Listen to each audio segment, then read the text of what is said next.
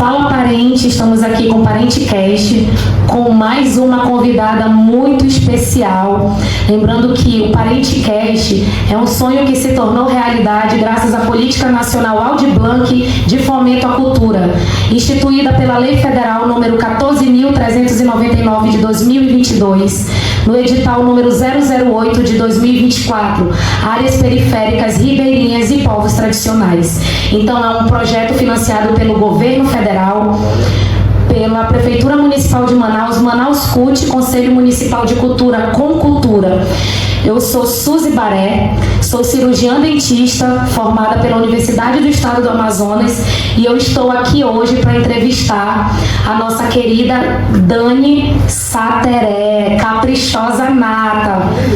Vamos lá, Dani. Primeiramente, eu gostaria de saber como que começou, que você é bióloga, tá, gente? A Dani, ela é bióloga, a Dani, ela é artesã, a Dani, ela é também desenhista, produtora cultural e assistente de cerimonial. Várias numa só. Então, é com imenso prazer que hoje eu te recebo, tá? Aqui, um imenso prazer mesmo. Eu queria muito ter você aqui, a produtora sabe disso, eu pedi muito isso dela e eu estou muito feliz que você aceitou o nosso convite. E eu quero saber, primeiramente, como que começou essa sua questão com a biologia, como que nasceu essa sua paixão pela biologia, né?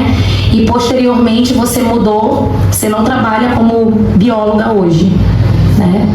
Então, Dani Sateré, me diga como que começou aí sua paixão pela biologia. Quem é a Dani Sateré, para que nós possamos conhecer melhor você? Bom dia, gente. Primeiramente, eu gostaria de agradecer o convite e dizer que eu estou muito feliz, agradecida por estar aqui participando desse momento, né, único. E Dani é uma artista, é desenhista.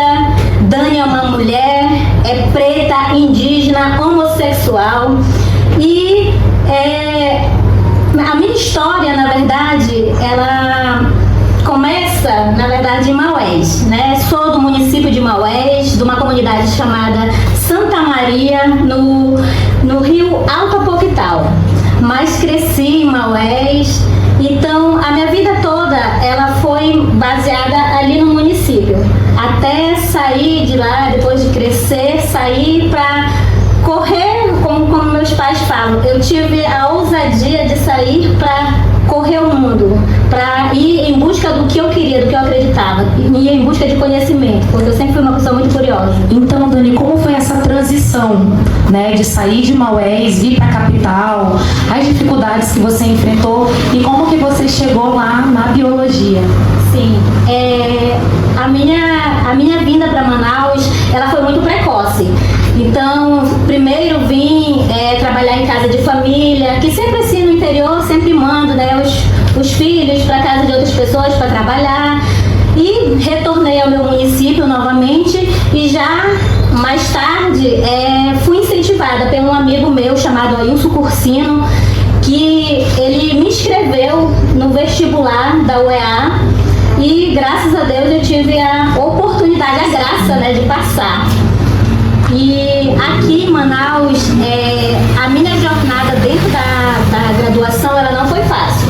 Ela não foi fácil e um pouco da história que eu vou contar aqui, bem rápido, não é para ser digna de pena, e sim para mostrar quem é Dani Sateré, o que ela foi em busca para conseguir sua graduação. Então, cheguei aqui em Manaus, fui vender jornal, fui vender Amazonas da Sorte, banana, lá na frente da feira da Avenida J. Então, ali era da onde eu tirava o meu sustento, porque você chegar em Manaus, sair do seu município, né, para vir cursar uma faculdade, não é fácil. Não é fácil. Quando você não tem apoio, principalmente do próprio município para mandar os seus filhos de lá e dar apoio na capital, né, para estudar. Então, Então, sim, não é fácil. E o que você diz para os jovens que têm vontade, né, de sair do seu interior para estar estudando na capital? A gente sabe que muitos não têm recursos para vir. Então é você por você mesmo, né? E é muito difícil. Mas o que você diria para esses jovens? Bom, primeiramente, né, eu acho que a gente nunca deve desistir dos nossos sonhos. Nunca mesmo. E eu tive uma situação que aconteceu comigo, no sentido de as pessoas dizerem que eu abandonei as minhas raízes para vir para a capital, mas não foi isso. Eu vim em busca de melhorias. Então, para os jovens que pretendem sair das suas comunidades, da sua zona de conforto ali, saia, venha em busca do que você acredita, né? Não é porque você está deixando a sua cidade natal, o seu município, que você vai estar deixando a sua cultura, a sua tradição de lado. Então é muito você querer mesmo e conquistar mesmo. E a luta, né? Não desistir. É isso que eu sempre falo também, não desistir, porque nós sabemos que, como eu já falei em outra entrevista, o indígena ele pode estar onde ele quiser e fazer o que ele quiser. E falando em povos originários, como que foi essa sua descoberta com a sua ancestralidade, com a sua origem, com o seu povo?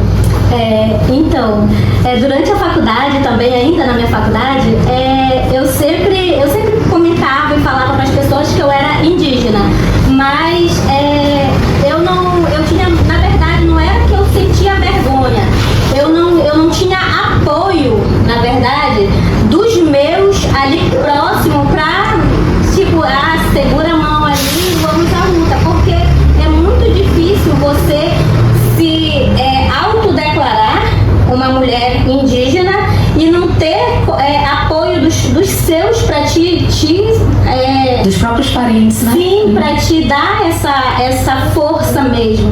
Então, a minha história, ela vem muito dessas lutas, né? Quando eu na verdade, me autodeclarei, eu fui buscar quem eram meus pais, ou quem eram meus avós, quem eram os familiares, os pais dos meus pais.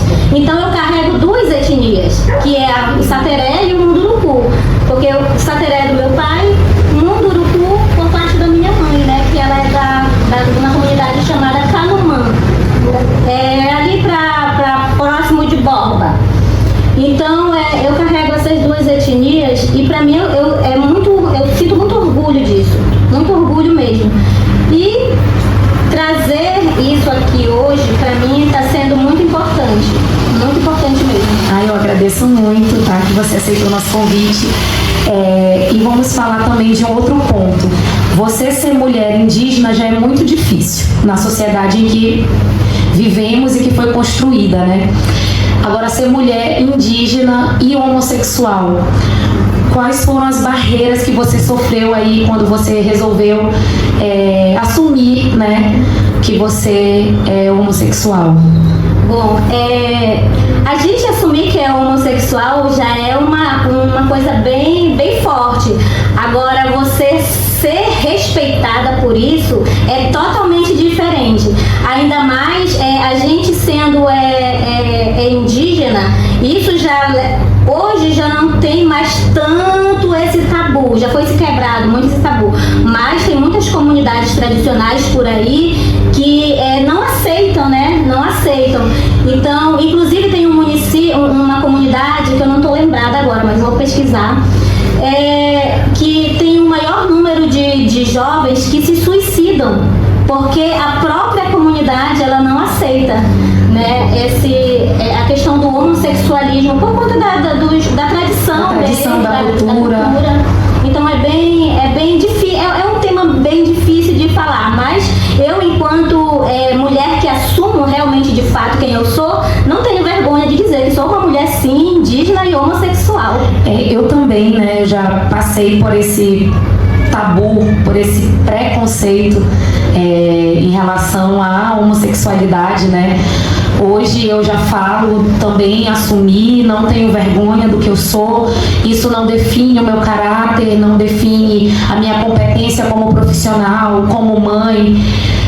Tenho uma família, né, homoafetiva hoje, tenho minha filha, minha esposa, mas eu também sofri esse preconceito por questões mesmo culturais, né, de familiares que já são mais antigos e que não aceita e até hoje não trata com naturalidade. É sempre traz a tua amiga aqui, nunca a sua namorada ou a sua esposa. Então eu sei muito bem o que é isso. Você ser indígena e você ser indígena e assumir a sua sexualidade. E agora vamos falar de uma parte que eu estou muito curiosa, que é o seu despertar artístico, né? Como que surgiu? Você fazia biologia e aí como que foi essa sua questão para ir para a arte, né? A arte falou mais alto no seu coração? Em que momento você percebeu que a arte era o seu propósito de vida? Eu acho assim que a arte, ela faz parte de mim. Eu sou uma pessoa que eu carrego um dom muito forte dentro da arte. Lógico que fui fazer biologia sim, mas não foi a biologia que me fez ter esse despertar. Onde pulsou realmente meu coração foi na arte. Então, eu fui lançada, na verdade, em 2021, na primeira mostra de arte indígena aqui em Manaus. E lá eu conheci o mestre Tenório Teles, né, que foi uma pessoa que me incentivou muito, juntamente com o Tuniel Moura, que é um grande artista e, por sinal, um grande amigo meu, que eu carrego assim no coração para sempre. Ele foi uma das pessoas também que me incentivou muito e me dava esses conselhos, né, de Dani, não tenha medo da tua arte, vai em busca do teu sonho, mostra o teu trabalho. E você foi artista revelação? Fui artista revelação nessa mostra, então para mim foi muito importante. E assim, de fato, estar na arte, na verdade eu não me vejo em outro espaço. Lógico que eu tenho capacidade, competência para estar trabalhando, assim como eu tenho várias vertentes onde eu trabalho, mas onde realmente meu coração faz vibrar é dentro da arte. E olha que eu sou apaixonada pelo boi caprichoso, hein? Ali meu coração também Então vamos falar aí também do boi caprichoso. Você sempre foi caprichoso? Você já chegou aí pro festival de Parintins? Como que foi assim? Você vê o caprichoso ali entrando, o coração vibrou? Porque, gente, todo mundo fala que o coração vibra, o boi te escolhe, fala mais alto, você se emociona. Eu quero saber se você vivenciou isso lá pro caprichoso. Então, tem uma toada do caprichoso que fala assim, desde criança eu brinco boi no caprichoso.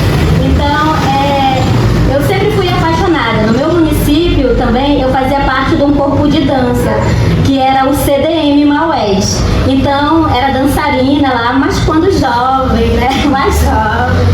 Então, quando eu mudei pra cá pra Manaus, quando você não tem familiar próximo, que você está sozinha praticamente na cidade, buscando ali o que você almeja para a sua vida, você procura refúgios. Então, na Raça Azul Manaus, que é a torcida do meu coração, eu sou item 19, sou componente oficial da galera do Boi Bumbá Caprichoso. Então, para mim foi um segundo lar que eu encontrei, porque já era difícil você estar vivenciando toda uma situação para continuar dentro da faculdade, né? Então, você encontrar um lugar onde você era acolhido, onde tinha pessoas que te consideravam mesmo parte de uma família, porque ali é uma grande família. Então, e também eu participo todo ano da torcida, vou para o Festival de Parintins, sim. E esse ano eu tive a oportunidade, eu sou a menina do bandeirão, sabe? Eu sou a menina do bandeirão ali. E esse ano eu tive a oportunidade de entrar junto com a Marujada na arena. Então você sentia a vibração, o rocal, o tambor, aquela coisa toda ali. Nossa, eu entrei do início ao fim chorando. A emoção foi maior. É muito grande, é muito bom. Eu sou caprichoso, então assim, eu sou suspeita pra falar, porque o caprichoso é o boi do meu coração. A minha família é caprichosa, então assim, a minha filha é louca pelo caprichoso. Então assim, nós temos essa paixão em comum, tá? Que é o caprichoso. E agora falando de moda ancestral, que é uma característica sua, como foi estar nos bastidores do São Paulo Fashion Week? Ai, gente, foi muita para mim foi um dos sonhos realizados, né? Porque eu já trabalhava com a moda, com produção de moda ancestral aqui em Manaus, mas estar numa produção de um dos maiores eventos de moda da América Latina, que é o São Paulo Fashion Week, é muito gratificante. E assim, ter artesãos, produtores, estilistas, pessoas aqui do nosso Amazonas que estão dentro de um evento desse tão... Então, Dani, essa experiência no São Paulo Fashion Week foi muito marcante para você, né? De você ver também pessoas da nossa região trabalhando lá, você como artesã indígena também, estando ali no meio daquelas pessoas, né? E podendo falar e levar um pouco da sua arte. E aí, como é que foi, assim, essa sensação para você?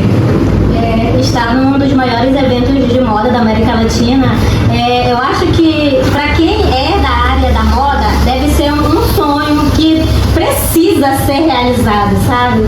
Então, você trabalhar na produção de um estilista indígena, onde toda a produção dele é de pessoas do Amazonas, tanto costureiras, a produção, que no caso entra eu e mais as outras meninas que trabalham com a gente, e outros artesãos também de coletivos que são de São Gabriel da Cachoeira. Então são muitas mãos inseridas dentro do trabalho dele. Quando ele vai para assim, fazer qualquer trabalho de moda, que ele vai apresentar alguma coleção, ele sempre fala que ele não está ali só. Ele está representando vários povos porque são muitas mãos inseridas dentro do trabalho dele. E é um trabalho que traz muita ancestralidade, né? Originalidade. Sim, e é por isso que é apaixonante ter a moda autoral indígena nesses espaços, porque é coisa diferente que eles não estão acostumados a ver. Porque a maioria das coleções que são apresentadas nesses eventos são de alta costura. Não estou menosprezando o nosso trabalho, mas o nosso trabalho enquanto moda autoral aqui do Amazonas indígena é muito forte, é muito potente.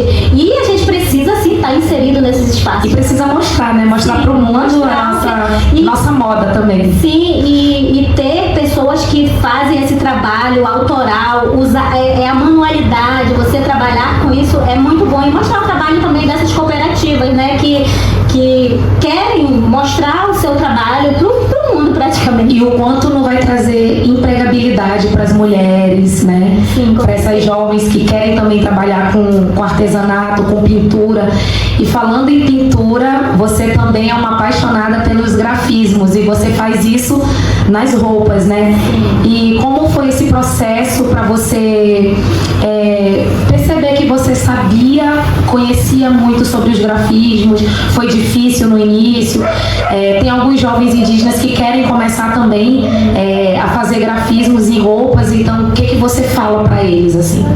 Bom, eu sempre fui uma pessoa que foi muito apaixonada pela arte, assim, né? Então, desde muito nova, até mesmo no município de Maués, eu não tinha condições nem material para comprar, né, para fazer meus trabalhos. Então, eu pegava o capirana e batia a pontinha dele para ser o meu pincel.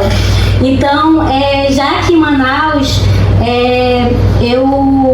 na verdade, foi preciso a pandemia. A pandemia da Covid-19, ela foi um momento muito atípico pra gente, pra todo mundo, praticamente, né?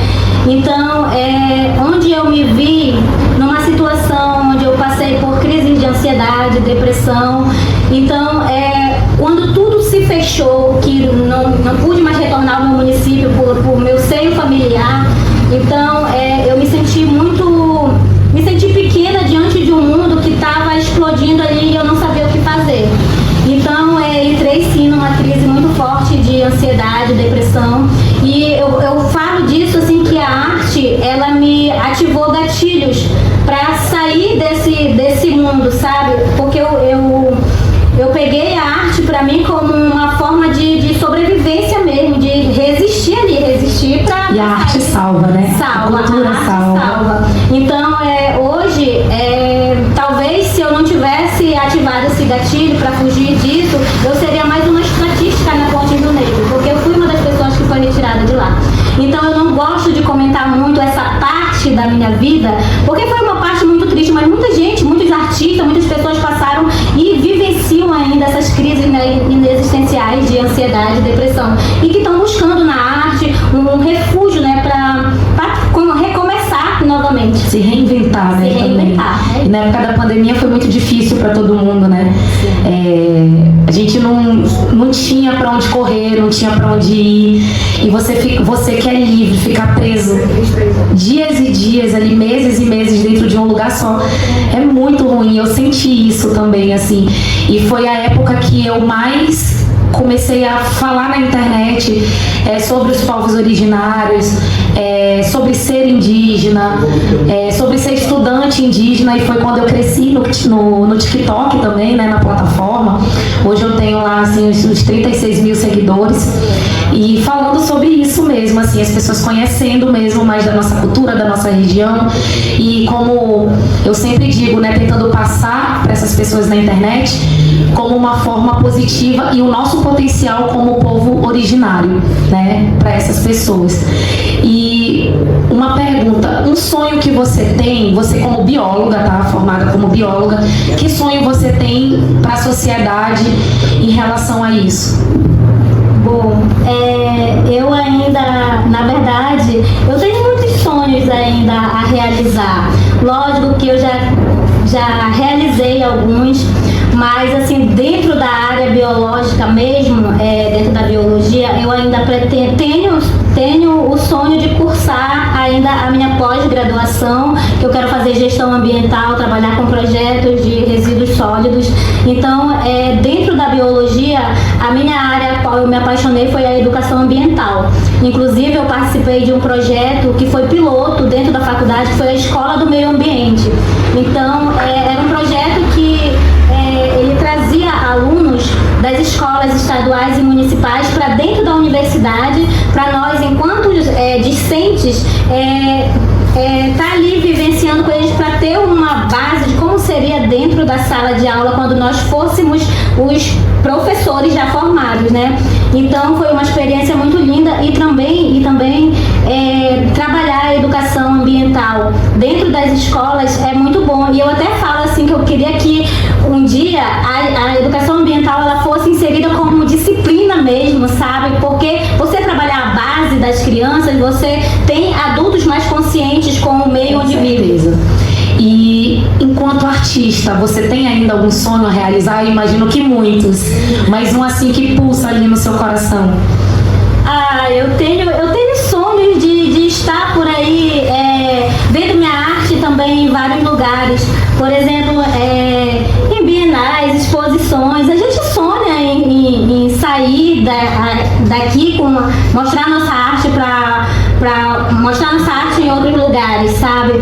Inclusive, agora, recente, as minhas obras estiveram numa exposição que foi o 3º Festival de Arte Sapopemba, que foi no Rio de Janeiro. Legal. Infelizmente eu não pude ir, né, por questões mesmo particulares, mas você vê um trabalho seu em outro estado, sendo reconhecido, né? E a arte que está representando a cultura do teu povo, a tradição, e valorizando também de onde você veio, Maués, a minha terra querida, sabe? Então é muito gostoso.